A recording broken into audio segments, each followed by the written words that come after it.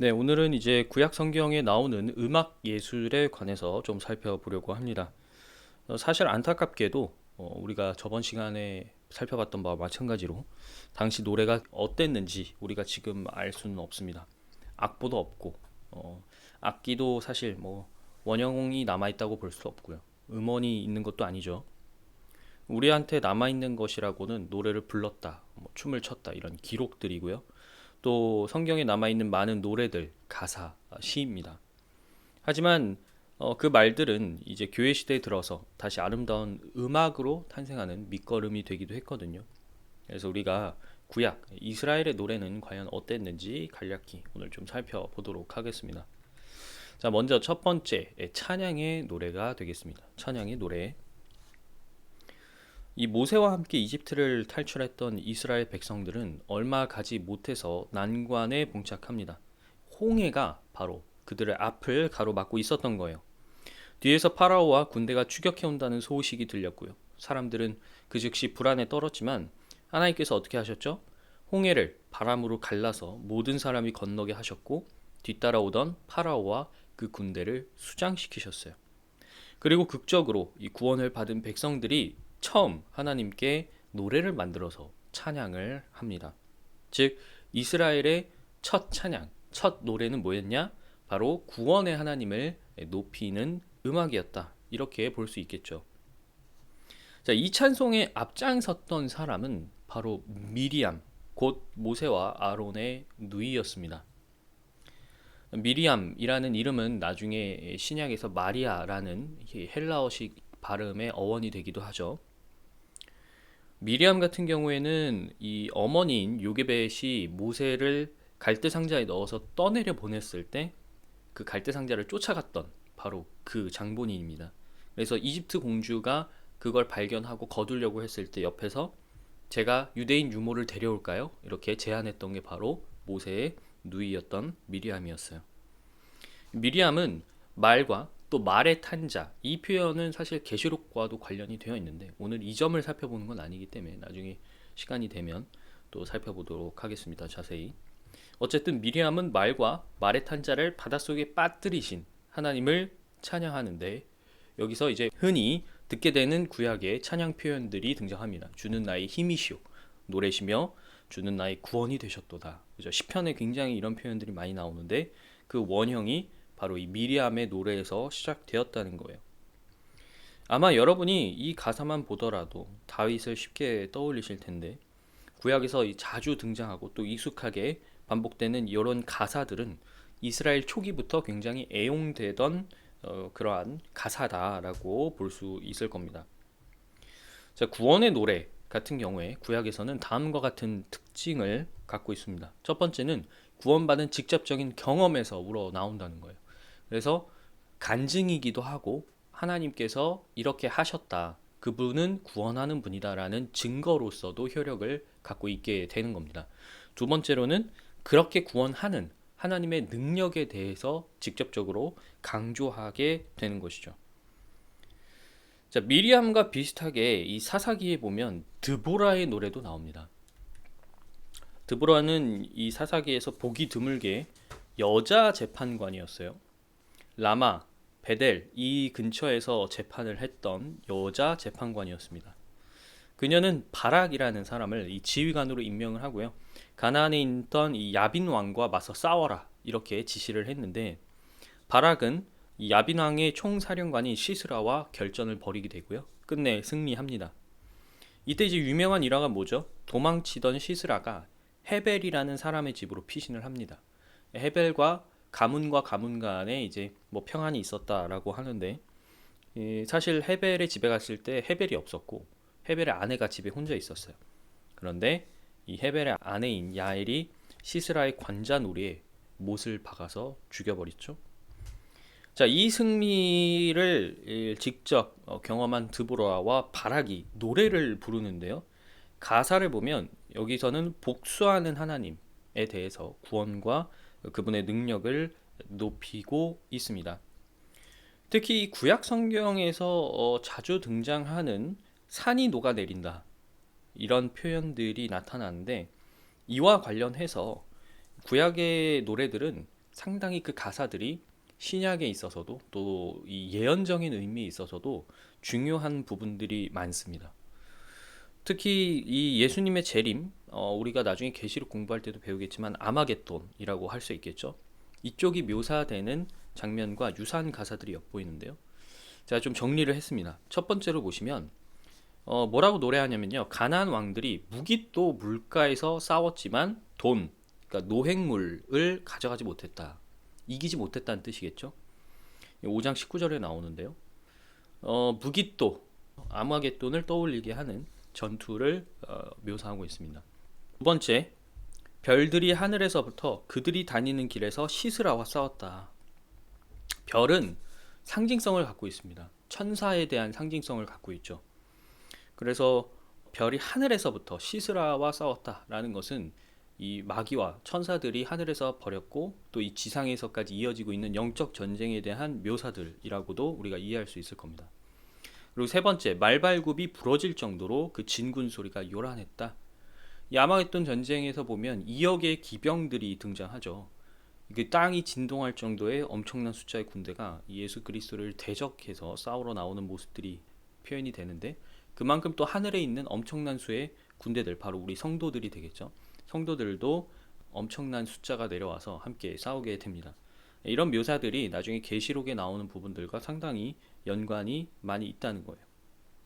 그래서 구약의 노래들은 여러분들이 읽으면서 예언적인 측면에서도 공부할 거리들이 굉장히 많다. 이렇게 또 이해하시면 되겠습니다. 자, 그 다음에는 우리가 구약의 노래에서 절대 빠질 수 없는 사람 하면 다윗이 되겠죠. 다윗만큼 많은 시와 또 노래 가사를 쓴 사람은 없을 거예요. 또 그의 아들인 솔로몬도 마찬가지입니다. 시편 전체가 다 다윗이 쓴 건 아닙니다. 그런데 이제 대부분 다윗이 쓴 거예요. 시편의 아름다운 그 문학성 자체는 여전히 오늘날에도 우리가 많은 가사로 차용해서 쓰고 있을 정도로 말할 필요가 없을 정도죠. 거의 3000년 전 하나님의 사람이 쓴 말인데 그 말이 이렇게나 오랜 시간 많은 그리스도인들의 마음을 울리고 또 힘을 준다는 사실은 굉장히 놀랍습니다. 자, 다윗의 많은 시가 있지만요. 그 중에서도 우리가 형식미를 가장 형식미가 가장 돋보이는 한 편을 꼽으라고 한다면 아마 시편 119편이 될 거예요. 자, 이 119편을 보면 굉장히 긴데요. 8구절씩 22개의 시가 한 편으로 묶여 있는 겁니다. 그러면 이 8구절씩 22개의 시는 어떤 형식을 갖고 있느냐? 각 시가 같은 히브리어 알파벳으로 시작해요. 그러니까 한 시 안에서 8구절이 있다 그랬잖아요. 그 8구절이 각각 똑같은 히브리어 알파벳으로 시작을 합니다. 여기 보이는 히브리어 본문을 보시면요. 그런데 이게 지금 119편 1절에서 8절까지 히브리어 본문이거든요. 여기 보면 히브리어는 일본어처럼 오른쪽에서 왼쪽으로 있습니다. 왼쪽에서 오른쪽으로 읽는 게 아니고요. 오른쪽에서 왼쪽으로 읽는데 보면 이 알레프가 영어의 A에 해당됩니다. 근데 보면 8구절이 각 한 줄이 하나의 절이거든요. 다 똑같은 알파벳 알레프로 시작을 하고 있죠. 그래서 이 시작 발음만 제가 읽어드리면 아스레, 밑에도 두 번째 줄도 아스레, 세 번째 줄은 아프, 그 다음 네 번째 줄은 아타가 되고요. 다섯 번째 줄은 아하, 그 다음에 여섯 번째 줄은 아즈, 일곱 번째 줄은 오드라, 그 다음에 여덟 번째 줄은 엘트, 이렇게 발음이 시작이 됩니다. 그래서 8구절씩 이런 식으로 9절부터 17절까지는 이제 베트, 영어 알파벳 B에 해당하는 그 베트로 다 모든 절이 시작하는 겁니다. 그렇게 22개의 알파벳이 이제 모여서 만들어진 시인 거예요. 근데 안타깝게도 우리가 이거를 다른 언어로 번역을 하게 되면 다 똑같이 음율을 맞춰줄 수가 없습니다. 그거는 불가능해요. 그래서 사실상 시편에 보면 구약에 있는 이 여러 가지 시, 또 가사들에 나오는 히브리어 운율이 있겠죠. 히브리어가 갖고 있는. 그런데 이게 번역이 되면 그 운율이 많이 죽을 수밖에 없습니다. 그래서 사실은 우리가 히브리어를 공부하고 그 본문을 읽지 않는 한 시에 담겨 있는 형식적인 그 음율에 대해서 100% 이해하고 또 즐기기에는 어렵다는 단점이 있어요. 이게 번역이 갖고 있는 분명한 한계성이에요. 아무튼 뭐 시편 18편도 그렇고 많은 다윗의 시가 오늘날까지 여전히 사랑을 받고 있고, 그죠? 우리 많은 찬송가들의 가사로 쓰이고 있잖아요. 또 가사는 물론이고 어떤 노래를 작곡할 때 영감을 주기도 한다는 것. 그래서 구약의 노래들은 여전히 구약의 것만이 아니라 신약 성도들에게도 살아 숨쉬는 그러한 노래다, 이렇게 생각해 볼 수 있습니다. 자, 그 다음에 다윗만큼이나 솔로몬도 사실 굉장히 뛰어난 이 예술적 감각을 갖고 있는 왕이었어요. 특히 학식에 있어서 솔로몬은 자기 아버지인 다윗을 능가했습니다. 훨씬 더 많이 배우고 많은 걸 알았던 왕이에요. 그가 보여준 건축이나 또 예술 분야에 있어서의 감각은 사실 이런 박학다식한 모습에서 비롯한다라고도 볼 수 있을 겁니다. 이 솔로몬이 철학적 서술을 담은 글을 썼던 게 바로 전도서라고 할 수 있고요. 그 다음에 더불어서 아름다운 노래도 하나 작곡을 했는데, 그것이 바로 아가죠, 아가. 아름다운 남녀 한 쌍의 듀엣곡이라고 할 수 있습니다. 사실 학자들 중에서는 뭐 아가서의 저자가 솔로몬이 아니다, 뭐 이렇게 주장하는 사람들도 있지만 전통적으로는 솔로몬이 지었다, 이렇게 보고 있어요. 이 아가라는 노래는 우아할 아자의 노래 가짜죠. 노래 중에 노래, 우아한 노래, 뛰어난 노래, 뭐 이런 뜻인데요. 신랑과 신부, 그러니까 신랑은 솔로몬이 되겠고요. 남자죠. 그다음 여자, 신부는 이 술람미라는 곳에 포도원지기로 등장하는 이름 모를 여인입니다. 그래서 두 남녀의 사랑 노래를 담고 있어요. 근데 이 사랑 노래는 단순히 사랑의 찬미만이 아닙니다. 서로가 떨어져야 하는 시간, 그 이별 속에서 느껴지는 어떤 애절함, 그리고 서로를 거절하는 모습들도 초반에 많이 나오거든요. 그래서 아가 같은 경우에는 유대인에게는 하나님과 이스라엘을 각각 남녀에 대비해 볼 수 있을 것이고요. 또 그리스도인한테는 그리스도와 그 신부인 교회로서 또 대입을 해서 읽어볼 수 있는 다양성을 갖고 있습니다. 아가는 다른 어떤 노래보다도요, 하나님에 대한 언급이 없습니다. 그리고 성적인 묘사가 굉장히 많이 등장해요. 그래서 이런 점 때문에 뭐 어떤 랍비들은 성년이 되기 전까지는 뭐 아가를 읽지 못하게 했다라는 얘기도 있는데, 여러분들 나중에 아가 다시 한번 읽어보시면 알겠지만 이 굉장히 좀 적나라하게 신체 묘사들이 등장합니다. 그런데 우리가 다른 문학 작품이라던가 어떤 인간의 예술에 비해서 이 성경에 나오는 아가의 묘사들을 문란하다, 음란하다라고 말하지 않는 이유는 무엇이냐? 왜냐하면 이것은 하나님께서 본디 사람에게 허락하신 서로만을 향한 순수한 사랑을 노래하고 있기 때문입니다. 사실 우리가 왜 벌거벗고 있는 상태를 부끄럽다라고 느끼죠? 타락했기 때문이에요. 그러니까 선과 악이 무엇인지 알게 되었기 때문에 벌거벗고 있다라는 것을 부끄럽게 느끼기 시작했다라는 것이죠. 그래서 사실 아무것도 모르면 우리 애기들 벌거벗고 있어도 깔깔거리고 노는 것처럼 사실은 그것을 부끄럽게 여기지 않게 되는 거예요. 사실 하나님이 남녀에게 주신, 부부에게 주신 육체적인 관계는 순수한 겁니다. 그리고 아름다운 예술이라고도 할 수 있는 거예요. 하지만 이 노래의 진가는 뭐냐? 그런 어떤 육체적인 묘사라기보다는요, 두 사람이 처음 만나서 처음엔 서로 사랑을 확신하지 못합니다. 구애를 하지만 한쪽은 계속 거절하죠.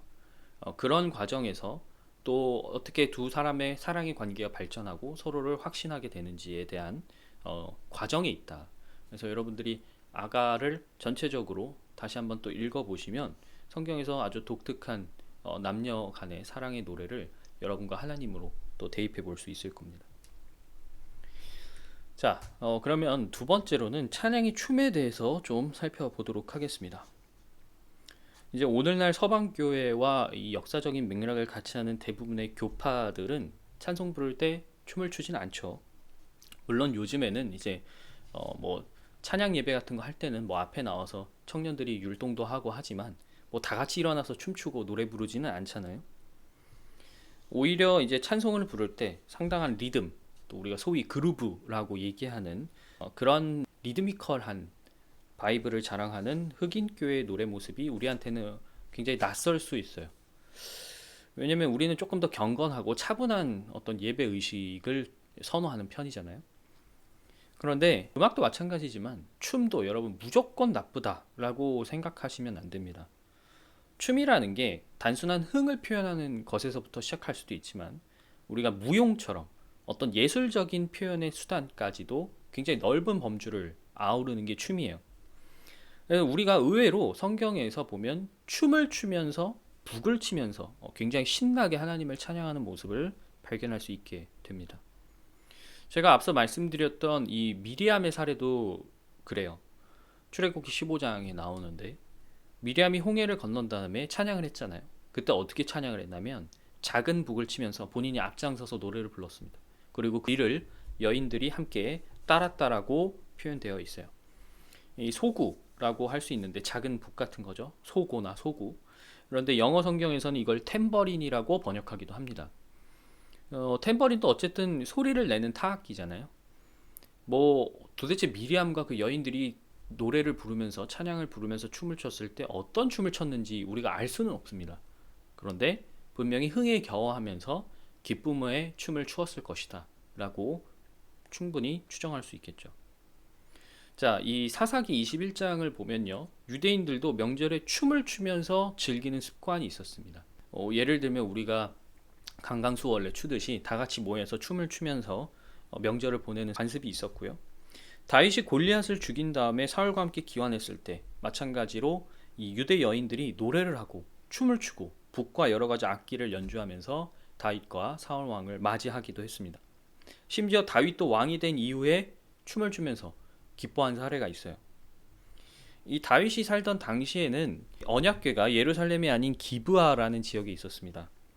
다윗이 이것을 예루살렘으로 옮기려고 했어요. 그런데 옮기려다가 한번 실패를 했습니다. 이게 원래 레위인이 언약궤에다가 채를 끼워서 사람이 직접 들고 운반을 해야 되거든요.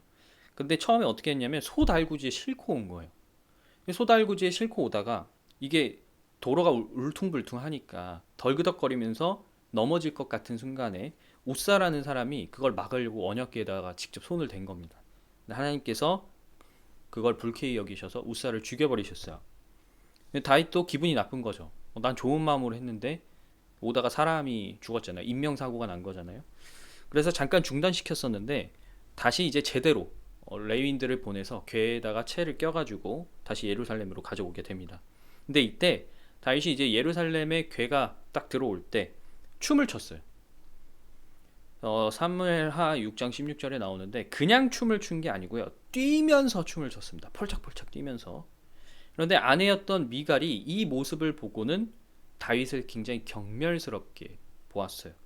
그리고 나중에 다윗이 궁에 들어왔을 때 뭐라고 핀잔을 주었냐면 오늘 이스라엘의 임금님이 몸을 드러내면서 춤을 추셨으니 임금님의 채통이 어떻게 되겠습니까? 이렇게 비아냥거리면서 얘기를 한 겁니다. 다윗이 어떤 춤을 췄는지 대충 예상이 가시죠. 이에 다윗이 뭐라고 얘기하냐면 그렇소. 내가 주님 앞에서 그렇게 춤을 췄소.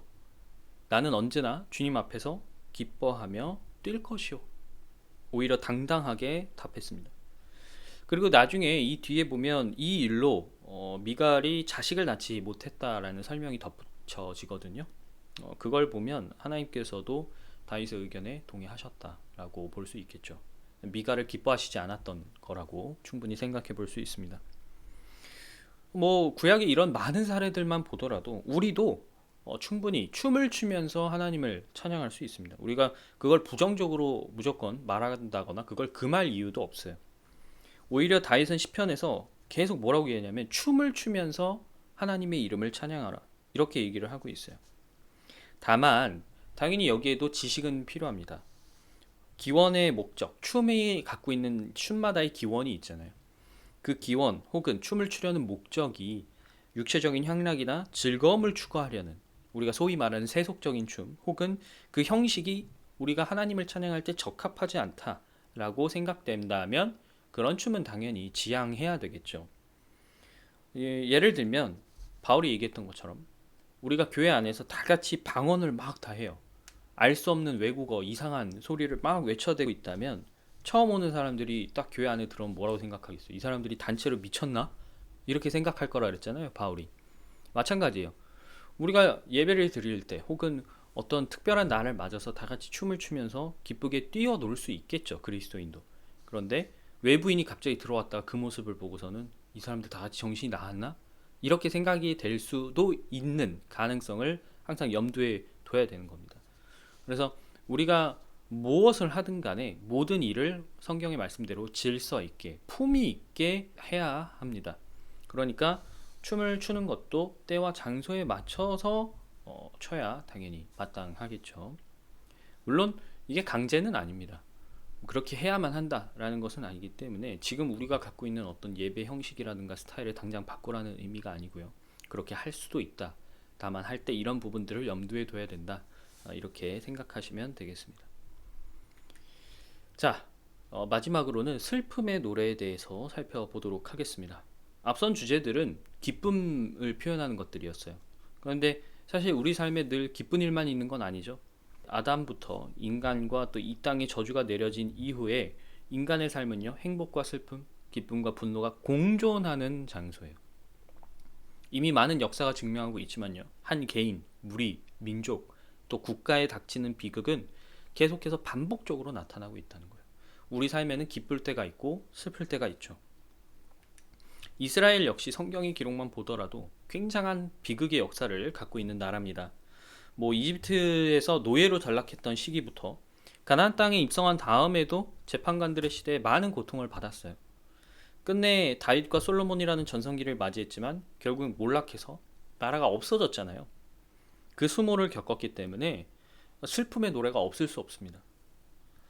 이런 슬픔의 노래라고 볼 수 있는 대표적 성경이 무엇이냐? 바로 예레미야 애가라고 할 수 있어요. 이 제목부터 애가죠. 애가. 한자로 하면 애처로운 노래, 슬픔의 노래 이런 뜻이란 말이죠. 예레미야 같은 경우에는 이 남왕국이었던 유다가 결국엔 바빌로니아 제국에 멸망하게 되는데 그 멸망하는 최후의 시대에 활동했던 선지자입니다.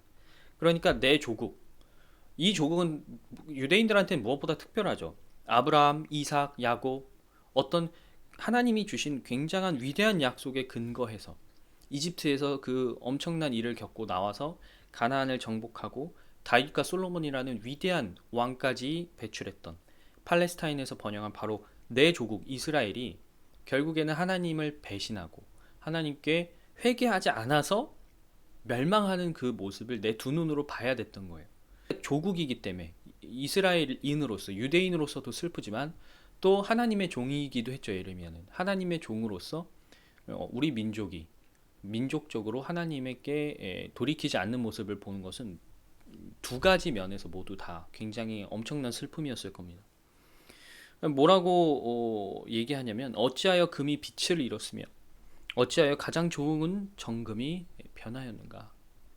우리나라도 나라를 잃어본 경험이 있잖아요. 우리가 직접 그 시대에 산 것은 아니지만 그때 쓰여졌던 많은 문학 작품들을 우리가 학교에서 배우죠.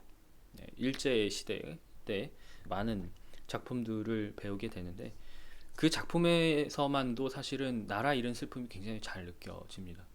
그래서 그 비애를 우리도 간접적으로 느껴봤기 때문에 이 예레미야가 쓴 애가 같은 곳에 드러나 있는 그 짙은 슬픔에 대해서도 충분히 공감이 가게 되는 것이죠. 자, 이와 함께 또 시편 137편이 굉장히 유명한 비가이기도 합니다. 이 시는요, 베르디가 쓴 나부코라는 오페라에서 노래로 또 재탄생하게 됩니다. 여러분들 베르디라는 이름은 한 번쯤은 들어보셨을 거예요. 굉장히 유명한 거장인데요. 사실 베르디도 나부코로 성공하기 전까지는 굉장히 힘든 삶을 살았습니다. 공연 올렸지만 번번이 흥행에 실패했고요. 또 가족도 죽은 탓에 아주 처절한 비통에 빠져 있었어요. 근데 그러던 중에 이 나부코라는 오페라 작품이 이탈리아 국민들의 마음을 움직이면서 대성공했던 거죠.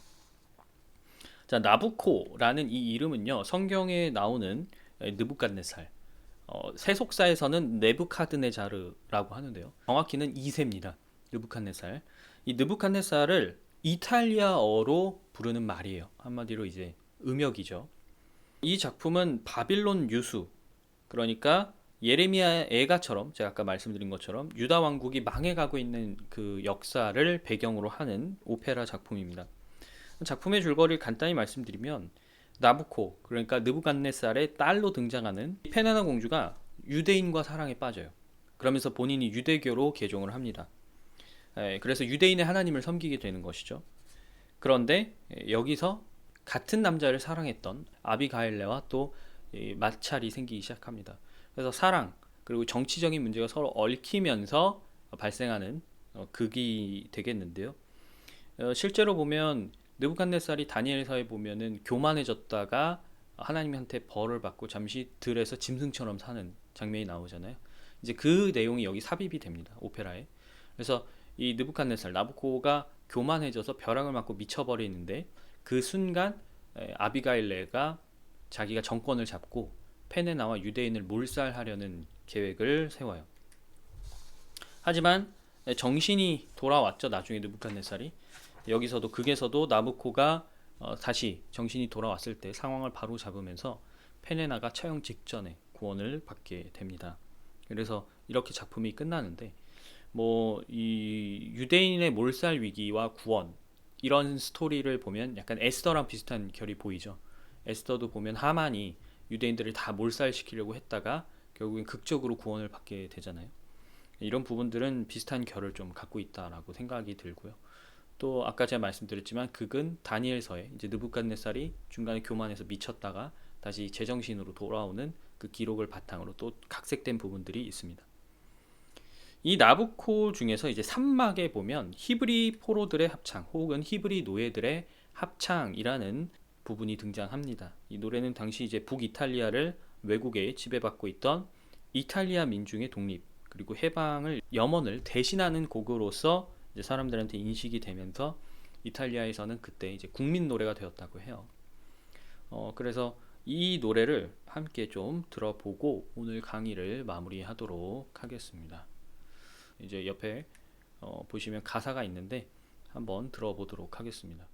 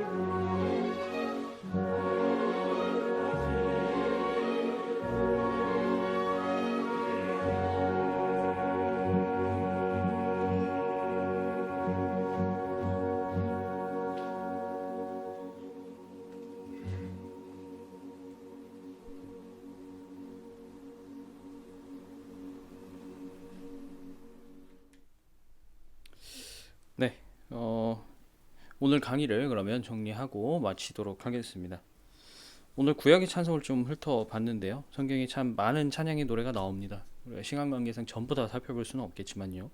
하나님으로부터 받은 구원, 자비, 은혜 같은 것들을 높이고 또 그렇게 하실 수 있는 하나님의 능력을 찬미하는 노래들이 많다고 했죠. 이와 더불어서 운율, 형식미를 갖춘 히브리어로 그런 다양한 시와 남녀 간의 사랑을 노래한 애가 또 아가죠. 남녀들의 사랑을 노래한 아가들도 있다라는 것 함께 살펴봤습니다. 특히 이제 찬양의 춤도 있었습니다. 구약 곳곳에서 보면 찬양을 할 때 춤을 추고 기뻐하면서 즐기는 모습들도 등장한다라는 거. 마지막으로 이스라엘의 슬픈 역사만큼 비가도 많았다는 거 우리가 주목해야 될 부분입니다. 슬픔을 노래하는 것은 슬픔을 달래면서도 또 한편으로는 그것을 가지고 내가 하나님 앞에 나아가서 진실되게 호소할 수 있는 하나의 수단이 되기도 해요. 그래서 노래가 즐거운 노래만 있으면 또 우리가 부를 수 있으면 좋겠지만 우리가 사는 세상에서도 우리에게 우리 삶에서도 충분히 슬픈 일들은 많이 닥치기 때문에 여러분들이 슬플 때 또 슬픔의 노래로 하나님께 나아가는 것 굉장히 필요한 부분들이라는 거 생각해 주시면 되겠고요. 아까 들었던 것처럼 예레미야 애가는 마찬가지고요. 시편 137편처럼 이렇게 나중에 우리가 어떤 오페라나 극 같은 곳에서 굉장히 큰 영감을 준 슬픔의 노래들도 있다라는 것 아시고 또 여러분들이 즐기시면 되겠습니다. 이제 다음 시간부터는요, 우리가 고전 기독교 음악에 대해서 좀 긴 시간에 걸쳐서 살펴볼 것입니다. 그래서 본격적으로 많은 곡들을 이제 강의 시간에 듣게 될 거예요. 그래서 여러분들